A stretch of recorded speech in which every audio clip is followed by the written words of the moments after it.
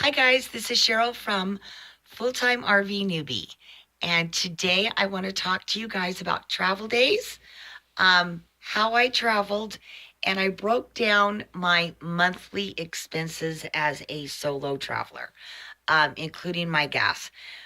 We're going to start with the travel days and how I travel because that's going to tie in um, with my gas. So I wanted to travel, I wanted to drive, but I didn't want to drive every day. I heeded the advice of full time RVers who warned me about burnout. So I traveled once a week and I traveled on Tuesdays. And the reason I chose Tuesdays to be my travel day is because who the hell wants to fight the madhouse of the campers? I'm telling you, everybody and their brother camps on the weekend. And Tuesdays, because I didn't want to spend my time wondering if I'm falling on a 3-day weekend. So Tuesdays were pretty safe for me in making sure that I was able to get a spot. And by the time the crowds showed up for the weekend, I was already put. So Tuesdays were my travel days. Now, when you're actually driving, I want you to think in terms of hours versus miles. So when you're thinking, okay, well, we're going to travel 200 miles.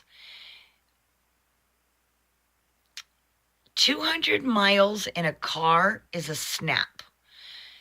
200 miles in an RV or a travel trailer is exhausting. One, you're never going to hit that hill that you need to go up at, 65 miles an hour like you are your car. You're probably going to hit it about 40, 45 miles an hour.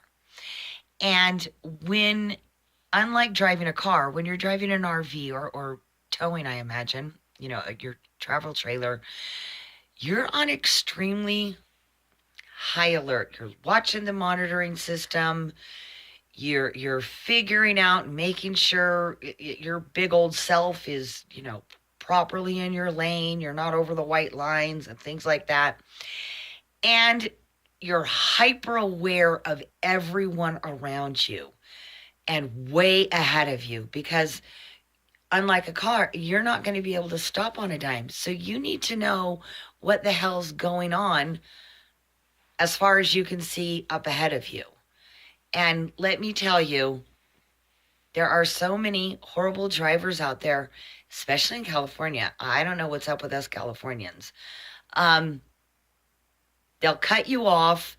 You go over and they zoom up and it's extremely high alert. So don't think that it's anything like driving a car. What you can do in a car in hours is going to wear your butt out in an RV, and I imagine pulling a travel trailer as well.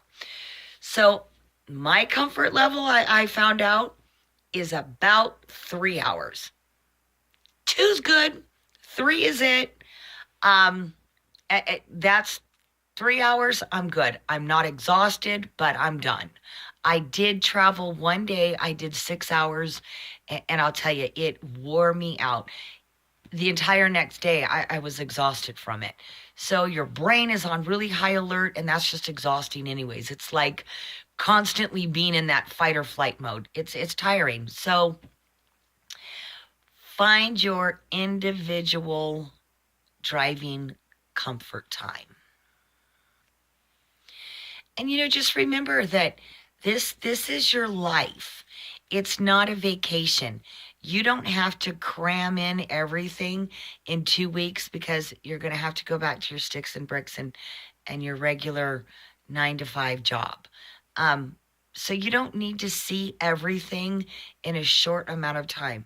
You can slow your roll. Don't exhaust yourself. Don't get burnt out. Stop and smell the roses.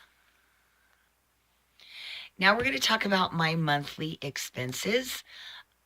First, let me say, like I said in a previous video, I really bought a good RV. So my first year out on the road, I didn't have any mechanical issues.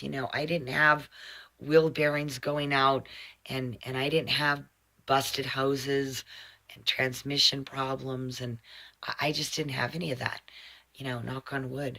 Um, I said in an earlier video, I had a converter that went out. It was the original converter, so it was like 20 years old.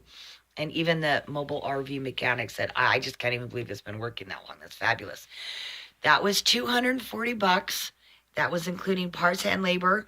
I did have a kitchen sink leak, just like you do in sticks and bricks. Saw a little water dripping under the sink. And I called an RV mobile mechanic out there. I love those people. All you do is Google in RV mechanic near me and you get a list of them. And then they come out to wherever you are and they fix shit. They're like rent-a-husbands. They're fabulous ladies. And that kitchen sink leak cost me $60. So I had $300 in repairs for my first year out. Yes. My gas, I have a 454 GM motor. I'm so impressed that I know that. And it gets between 7 and 9 miles a gallon, depending on where I'm driving and how I'm driving. So traveling my 2 to 3 hours a week, end up on an average being about $400 a month for me in gas. My groceries for the month, which also included my pet food and supplies and the roll of quarters you need once in a while to do laundry. I am a solo traveler, so really how much laundry can I have? But those monthly expenses were about $600 a month. I'm not a coupon person. I'm not one of those people that comparison shop. I just figure out what I want to eat that week and then I buy it. So that was $600. My insurance for full coverage with a $1,500 deductible, I have a really good driving record, is $720 a year. So that equals out to be about $60 a month.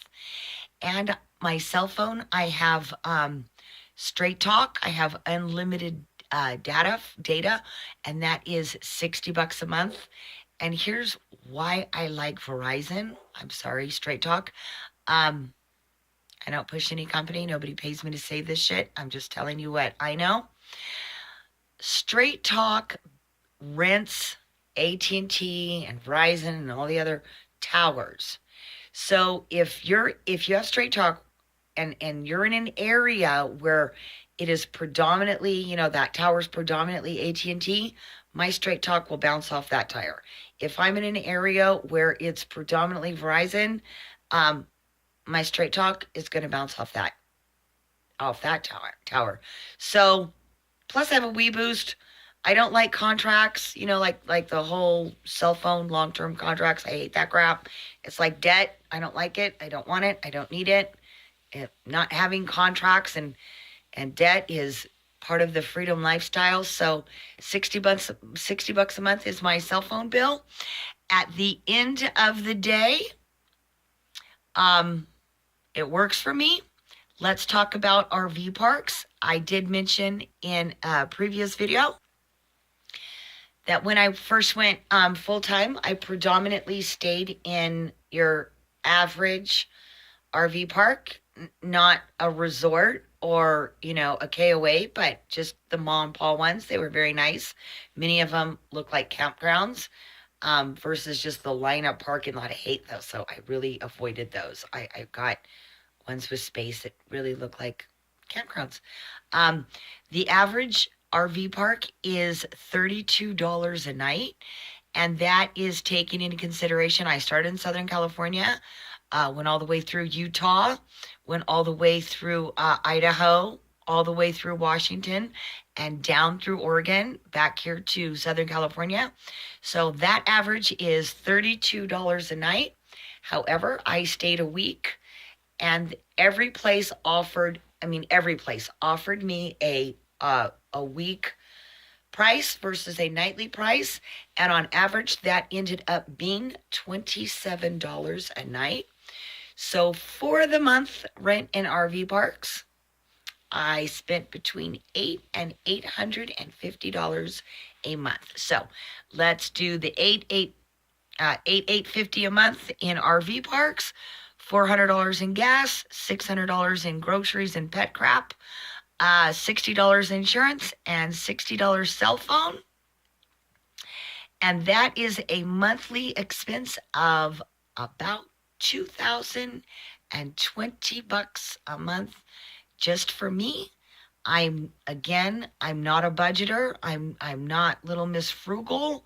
I don't go haywire, but I don't budget. So I hope this information helps you guys out a little bit. Have a good night.